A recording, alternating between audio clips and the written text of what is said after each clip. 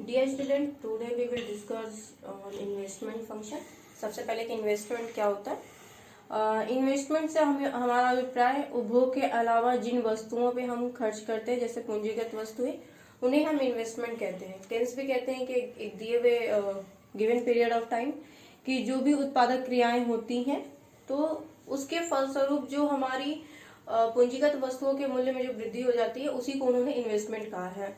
उन्होंने कहा कि किसी भी कोई भी जो इन्वेस्टमेंट का महत्व क्यों होता है, क्योंकि ये कंजम्पशन और सेविंग के बीच का जो गैप होता है उसको भरने के लिए बहुत जरूरी होता है।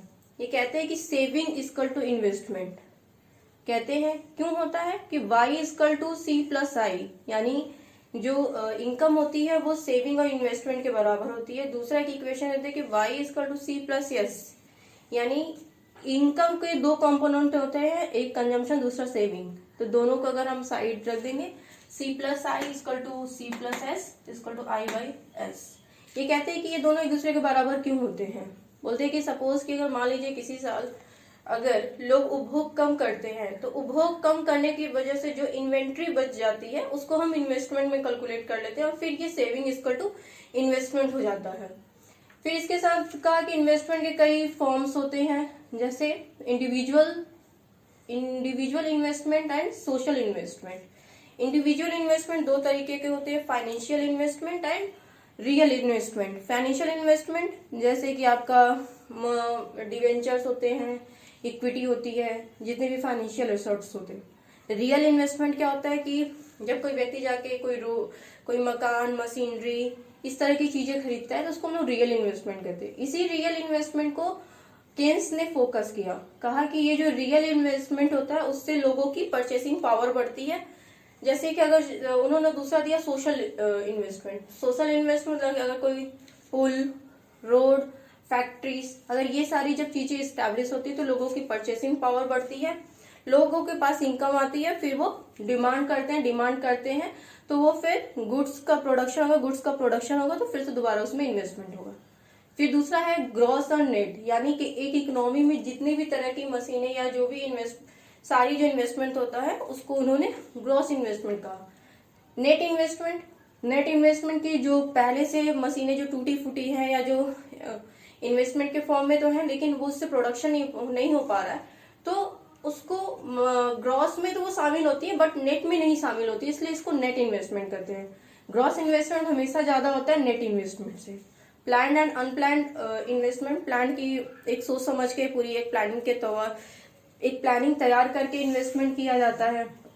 जैसे कि अगर कोई गवर्नमेंट चाहता है किसी को स्मार्ट सिटी अगर उसको डेवलप करना है, तो फिर उसके सारे कंपोनेंट्स देखता है कि स्कूल, हॉस्पिटल, बिल्डिंग, इंडस्ट्री सब देख के तब उसको डेवलप करता है। अनप्लान्ड कि जस्ट लाइक जैसे प्रेजेंट टाइम में कोविड-19 का वैक्सीन हुआ, कि ये हमारे पहले से प्लानिंग में नहीं था, लेकिन प्रेजेंट टाइम का सिचुएशन ऐसा हो गया कि इसकी वैक्सीन पे अब गवर्नमेंट को इन्वेस्टमेंट करना पड़ेगा, तो ये होता है अनप्लान्ड इन्वेस्टमेंट। ऑटोनोमस इन्वेस्टमेंट कि जब लाभ को बिना ध्यान में रखे हुए कोई इन्वेस्टमेंट किया जाता है, जैसे गवर्नमेंट द्वारा जितनी भी वेलफेयर रिलेटेड जो इन्वेस्टमेंट होते हैं उनको हम ऑटोनोमस इन्वेस्टमेंट करते हैं।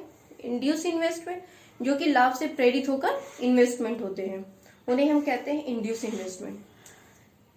इन्वेस्टमेंट फंक्शन आपका जब भी कोई शासी या इन्वेस्टर होता है, वो तीन बातों को ध्यान रख के ही इन्वेस्टमेंट का डिसीजन लेता है। सबसे पहले कि किसी भी इन्वेस्टमेंट की कॉस्ट क्या है, फिर दूसरी कि इंटरेस्ट रेट क्या है, तीसरी कि एक्सपेक्टेड इनकम। इन्वेस्टमेंट कॉस्ट और इंटरेस्ट रेट तो किसी भी इन्वेस्टर को पता होता है, लेकिन ये जो एक्सपेक्टेड इनकम होता है ये बहुत जरूरी होता है जानना। क्या होता है कि जब हम इन्वेस्टमेंट करते हैं तो कोई ऐसा नहीं होता कि आज इन्वेस्टमेंट किया तो कल हमें रिटर्न मिलने लगेगा, बल्कि जब हम इन्वेस्टमेंट करते हैं तो उसके आने वाले कई सालों में जो हमें एक्सपेक्टेड इनकम होती है वो जानना बेहद जरूरी होता है। तो एक्सपेक्टेड इनकम जब ज्ञात करते हैं तो इसको ज्ञात करने में हमारे सामने क्या आती है, दो कठिनाई आती है। एक तो ये कि जब कोई हम इन्वेस्टमेंट करते हैं तो वो मान लीजिए कि 5 सालों के लिए जब इन्वेस्टमेंट करते हैं तो 5 साल में मिलने वाली एक्सपेक्टेड इनकम कितनी है। दूसरा कि जब इन्वेस्टमेंट होता है तो उसकी एक्सपेक्टेड इनकम की प्रेजेंट वैल्यू क्या है। तो प्रेजेंट वैल्यू ज्ञात करते हैं सबसे पहले। तो प्रेजेंट वैल्यू के लिए R1/1 प्लस R वन एक फर्स्ट टाइम पीरियड, फिर R2/1 प्लस R स्क्वायर 2 ये दूसरे टाइम, इसी तरह शो ऑन। मान लीजिए कि यहाँ पे R आपका क्या हो गया, एक्सपेक्टेड इनकम है, ये ब्याज दर है, R यहाँ पे ब्याज दर है और ये कैपिटल R का एक्सपेक्टेड इनकम है। जैसे कि अगर जब इन्वेस्टमेंट किया जाता है तो यानी जब 100 रुपए का इन्वेस्टमेंट अगर आज करते हैं तो उसकी वैल्यू आने नेक्स्ट ईयर 100 रुपए नहीं रह जाएगी। इसके लिए क्या होता है कि उसको हम लोग ब्याज पे देते हैं। ब्याज मान लीजिए 10% है तो 10/100, तो इसकी वैल्यू कितनी हो जाएगी, 110 रुपया। यानी कि जो आज 100 रुपया हमने इन्वेस्टमेंट किया है वो अगले साल 110 रुपए के बराबर होगी। यही नेक्स्ट ईयर अगर मान लीजिए आज हम 100 रुपए इन्वेस्ट करते हैं तो 2 साल बाद उसकी वैल्यू कितनी हो जाएगी, 110 है, ये बढ़कर 121 हो जाएगी। यानी आज का जो 100 रुपया है वो 2 साल बाद उसकी वैल्यू 121 रुपए हो जाएगी। तो ये इस तरह से हम उसका प्रेजेंट वैल्यू ज्ञात कर लेंगे। अब आता है net present value. Net present value क्या होता है कि present value minus supply cost. Supply यानी जो लागत लगेगी उससे हम उसके प्रेजेंट वैल्यू को माइनस कर देंगे। सपोज कि अगर प्रेजेंट वैल्यू बढ़ता है और सप्लाई प्राइस कांस्टेंट रहता है तो इसका मतलब है कि नेट प्रेजेंट वैल्यू हमारा पॉजिटिव होगा, तो कोई भी निवेशक उसको इन्वेस्टमेंट करेगा। लेकिन अगर प्रेजेंट वैल्यू हमारा कांस्टेंट है, कोई ऐसा इन्वेस्टमेंट करे जिसमें कि हमारा प्रेजेंट वैल्यू तो कांस्टेंट है लेकिन ये जो सप्लाई प्राइस है वो लगातार कॉस्ट उसकी घटती जाएगी, तब भी हमारा नेट प्रेजेंट वैल्यू पॉजिटिव होगा, तब भी वो इन्वेस्टमेंट करेगा। सपोज कि मान लीजिए कि इस तरह की सिचुएशन आती है कि जिसमें सप्लाई प्राइस बढ़ती है और नेट प्रेजेंट वैल्यू कांस्टेंट रहती है, तो ये जो एनपीवी वैल्यू है वो माइनस हो जाएगी। तो ये जो नेट प्रेजेंट वैल्यू है जब वो निगेटिव हो जाएगा तो कोई भी इन्वेस्टर वैसा इन्वेस्टमेंट नहीं करेगा। अब बात करते हैं एक्सपेक्टेड इनकम। पहला तो हो गया कि भाई प्रेजेंट वैल्यू क्या होगी, एक्सपेक्टेड। अब होता है कि एक्सपेक्टेड इनकम कितनी होगी। Expected income MEC, marginal efficiency of capital. Marginal efficiency of capital क्या होती है कि निवेश की एक इकाई से लाभ की संभावित दर को हम लोग इसको मार्जिनल इफिशियंसी ऑफ कैपिटल करते हैं, या सिंपल फॉर्म में कह सकते हैं Q expected income of capital good, P उसका सप्लाई प्राइस, यानी the ratio of expected income of capital goods to their price.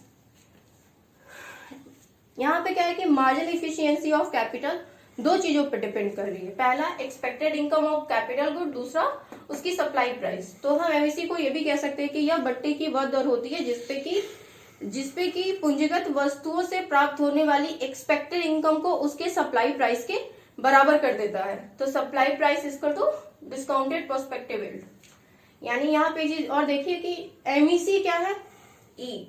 अगर प्राइस के साथ मार्जिनल इफिशियंसी ऑफ कैपिटल का इनवर्स रिलेशनशिप है लेकिन एक्सपेक्टेड इनकम के साथ पॉजिटिव रिलेशनशिप है। अगर प्राइस बढ़ता है तो मार्जिनल इफिशियंसी ऑफ कैपिटल क्या होगा, घट जाएगा। लेकिन अगर एक्सपेक्टेड इनकम अगर बढ़ता है तो मार्जिनल इफिशियंसी ऑफ कैपिटल बढ़ जाएगा। नाउ सप्लाई प्राइस यहाँ पे सबसे डिस्काउंट क्यू एक्सपेक्टेड इनकम की जब कोई इन्वेस्टमेंट होती है तो उससे मिलने वाली जो भी पूंजीगत वस्तु है उनसे मिलने वाली उसकी एक्सपेक्टेड इनकम।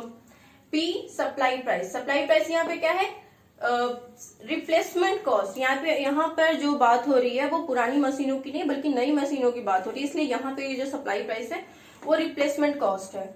इसको इस तरह से भी देख सकते हैं, SP equal to Q1/1 plus R plus Q2/1 plus R square and so on.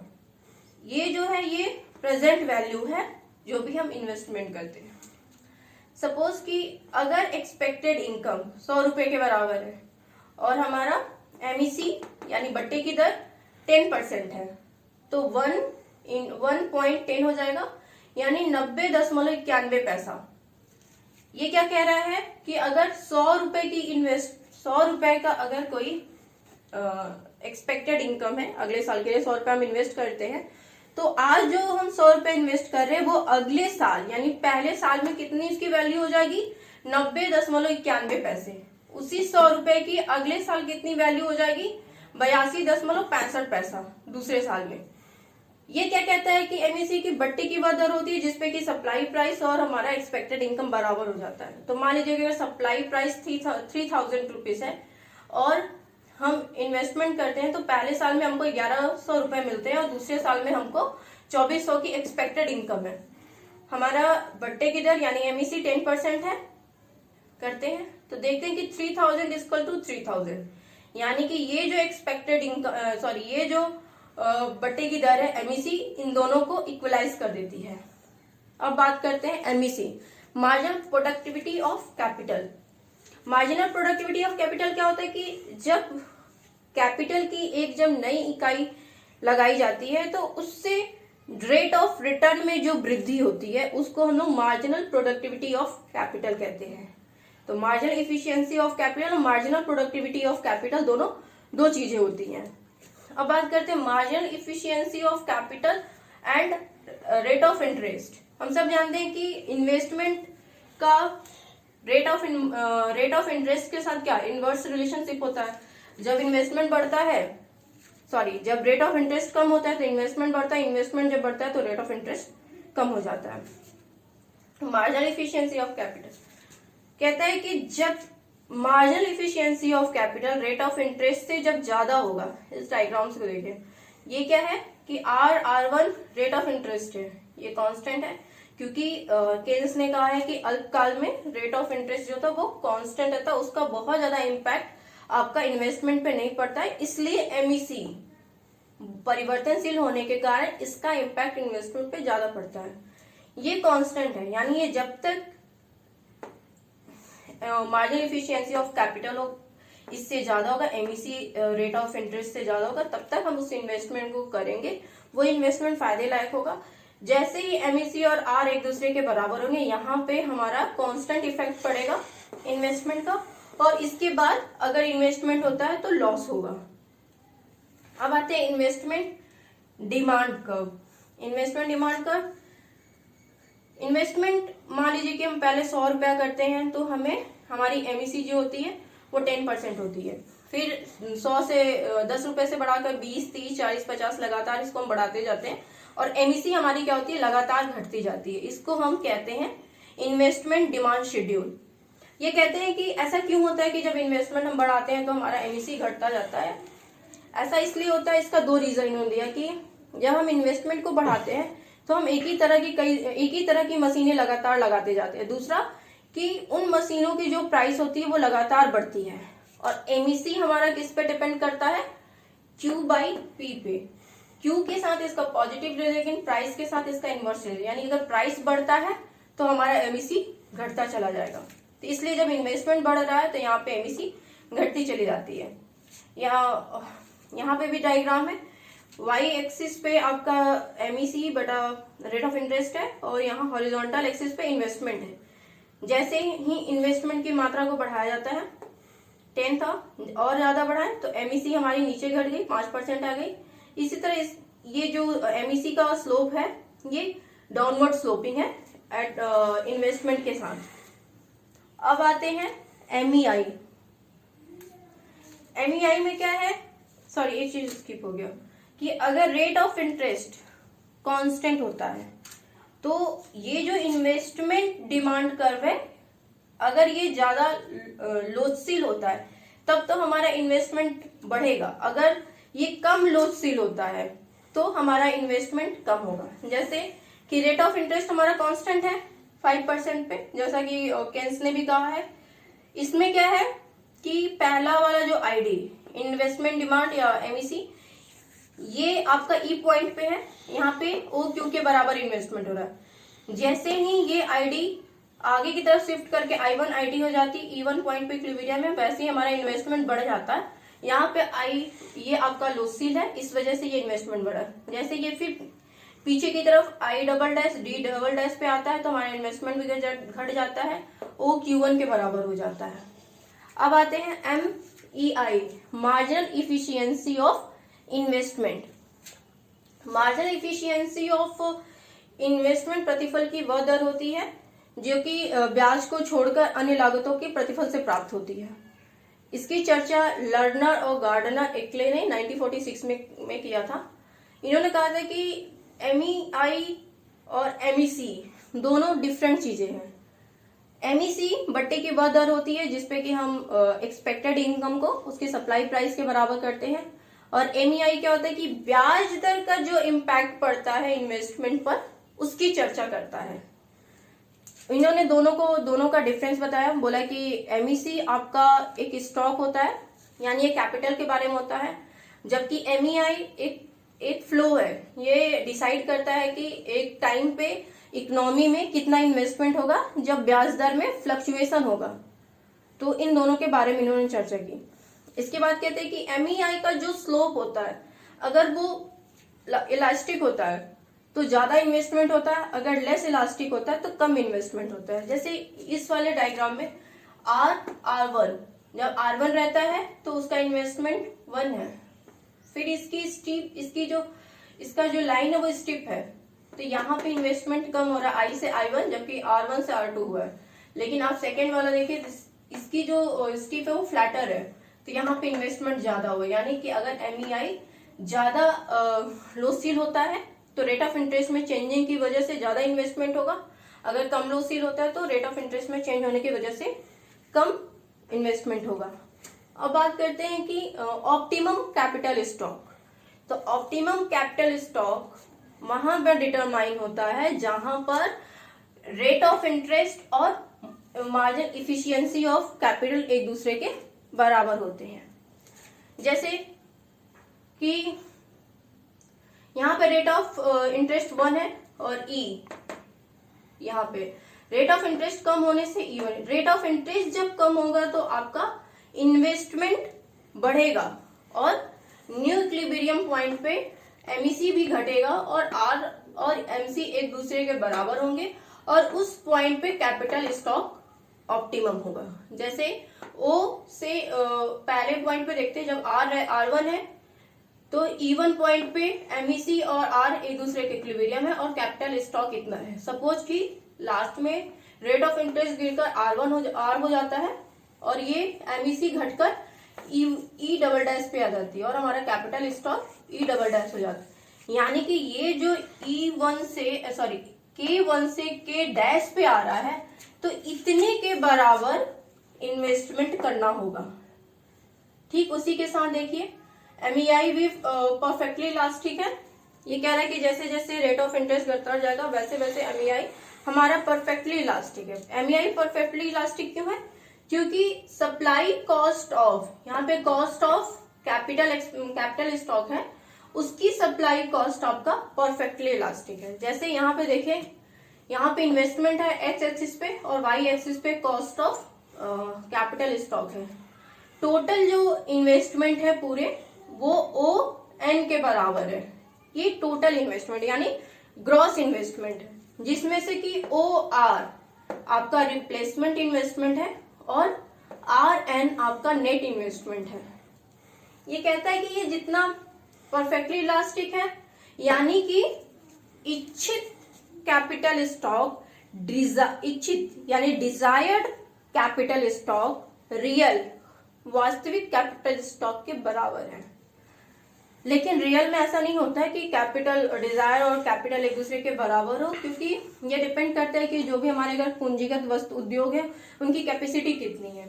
अगर कैपेसिटी पर्याप्त न होने की वजह से वो डिजायर्ड जो कैपिटल है वो आने में टाइम लगेगा, तो उस टाइम पे क्या होगा कि जो कैपिटल स्टॉक की जो डिटर्मिनेशन है वो आपका उसकी प्रोडक्टिविटी पर डिपेंड करेगी कि अगर प्रोडक्टिविटी ज्यादा होगी तो कैपिटल स्टॉक ज्यादा मायने रखता है। फिर अब बात करते हैं इसके डिटर्मिनेंट पे, MEC के डिटर्मिनेंट या फिर इन्वेस्टमेंट फंक्शन के डिटर्मिनेंट। सबसे पहले डिमांड फॉर गुड्स। अगर गुड्स की डिमांड अगर बढ़ती है तो MEC बढ़ेगा तो इन्वेस्टमेंट बढ़ेगा। कॉस्ट एंड प्राइस, कॉस्ट अगर घटता है और प्राइसेस बढ़ने की उम्मीद रहती है तो एक्सपेक्टेड इनकम हमारी बढ़ेगी। अगर ये एक्सपेक्टेड इनकम हमारी बढ़ेगी तो इन्वेस्टमेंट बढ़ेगा। कंजम्पशन, चेंज इन कंजम्पशन, अगर कंजम्पशन के बढ़ने की उम्मीद होती है तो हमारा एमईसी बढ़ेगा, हम उस कंजम्पशन से रिलेटेड चीजों में इन्वेस्टमेंट करेंगे, उससे एमईसी बढ़ेगा। फिर इनकम बढ़ने पर भी हम एमईसी बढ़ेगा और इन्वेस्टमेंट बढ़ेगा। बूम एंड रिसेशन, बूम की स्थिति में हमारा इन्वेस्टमेंट ज्यादा होता है, मार्जिनल एफिशिएंसी ऑफ कैपिटल ज्यादा होगी। रिसेशन के टाइम पे एमईसी कम हो जाएगा। पॉपुलेशन के बढ़ने से इन्वेस्टमेंट बढ़ती है, उसके बाद एमईसी बढ़ेगा। टेक्नोलॉजिकल प्रोग्रेस होने पर डेवलपमेंट ऑफ न्यू एरिया, जैसे डेवलपमेंट ऑफ न्यू एरिया मतलब कि अगर पुल, रोड, अदर्स एरिया अगर सर्च करते हैं, अगर उनका डेवलपमेंट होता है तो इन्वेस्टमेंट बढ़ेगा और एमईसी बढ़ेगा। Foreign trade and optimistic nature, अगर हम आशावादी हैं तो हम अगर ये सोचते हैं कि भविष्य में डेवलपमेंट की उम्मीद है तो हम उस उम्मीद से भी इन्वेस्टमेंट हमारा बढ़ेगा और एमईसी बढ़ेगा। इसके साथ साथ इन्वेस्टमेंट के कुछ लिमिटेशन है, जैसा कि लिमिटेशन में एक ये है कि इन्होंने शॉर्ट टर्म में आर को कांस्टेंट मान लिया है कि आर का बहुत ज्यादा इम्पैक्ट इन्वेस्टमेंट पे नहीं पड़ता है। ऐसा नहीं है, जब आर फ्लक्चुएट करता है तो हमारा इन्वेस्टमेंट भी फ्लक्चुएट करता है। दूसरा कि इन्वेस्टमेंट डिसीजन में सिर्फ और सिर्फ मार्जिनल इफिशियंसी ऑफ कैपिटल को ही इन्होंने एज अ वेरिएबल लिया, बाकी अन्य जो वेरिएबल है कि अगर हम एमईसी को कांस्टेंट कर दें तो हमारा इन्वेस्टमेंट में क्या फर्क पड़ता है, जबकि अन्य वेरिएबल अगर वेरी करें या फिर एमईसी को वेरिएबल करें और साथ ही साथ अन्य जो वेरिएबल्स उनको भी वेरी करें तो उसका क्या इम्पैक्ट पड़ता है इन्वेस्टमेंट में, उसके बारे में कहीं भी इसमें कोई जिक्र नहीं है। Thank you.